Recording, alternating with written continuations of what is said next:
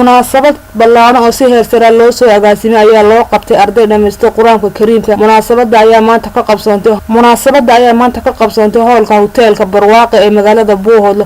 waxaa ka soo qayb galay xalfada uqaal, waalidiin, culimo, aqoon-yahan iyo marti sharaf aad u kala duwan. ugu horeyn halkaa waxaa ka hadlay oo ka warbixiyay madrasada Daarubiri ay maanta ku dhimeeyay ardayda quraanka kariimka maamulaha madrasada Cumar Cabdiraxmaan. madrasada Daarubiri waxaan soo furnay 2017 kala barkiisi ayaan soo furnay maanta ay tahay 20 abriil bisha afraad 2019 ilaa inta way soo furnay kala duwan ayay soo martay madrasadu. hadda waxay maraysaa muasasa ayay maraysaa muxaafisin madan laba kala duwan inay jiraan oo magaalada ka howlgala. waxaa sidoo kale aan idin ka maqnay meesha macadka madrasada iyo macadka oo maartay isku dhafa iyo shanaad oo ka kooban 20 arday ayaa ugu hambalyeynaya ardayda maanta quraanka dhamaysatay. iyadoo waalidkood baa arrin ku baraarujinaya waxa weeye maanta quraanka way dhamaysteen laakiin meesha la socday wali ma gaarin. hadda nala sii garab gashaan oo ardayda halka fadhiya nala sii garab gashaan oo nala sii gacan qabataan. sidoo kale halka waxaa ka hadlay marti sharaftii lagu soo marti qaaday kamid yihiin cuqaal, macallimiin iyo dhalinyarada qaybaheeda kala duwan. iyaguna halka waxaa ka hadlay ardadii dhigatay quraanka kariimka iyo arday akhrinta nashiido.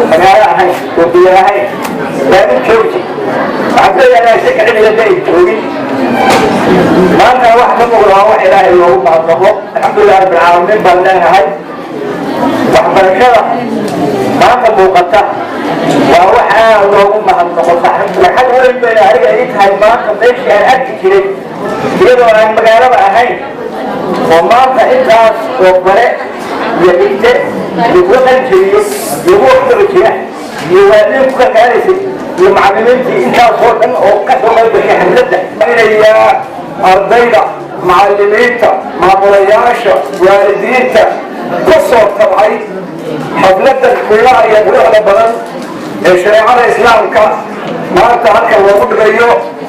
intii ku soo tacabtay baan ducaynayaa iyo inta ka soo qayb gashayba waxaan leeyahay allah idin barakeeyo. rasuulku wuxuu sheegay calayhi salaatu wasalaam qofka naariwal quraanka waalidkiisa in taaj loo gelin doono maalinka qiyaamada oo isagoo taaj badan lagu shafeeyo lagu karaamaynayo. maynaan gabdhaha quraanka looma bari jirin iskuulla iyo baabkeena hawlka dabadaan.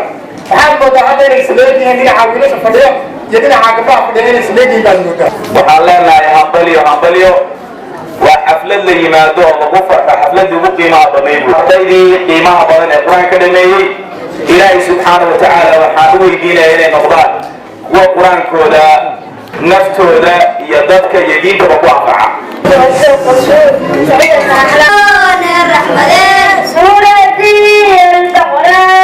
ugu dambeyn munaasabadii waxaa soo xiray culimada ugu waaweyn magaalada kamid Sheekh Maxamuud Yuusuf Dhuux iyo Sheekh Maxamuud Cabdi Jaamac la dardaarmay ardayda quraanka dhameysay iyo waalidiintooda.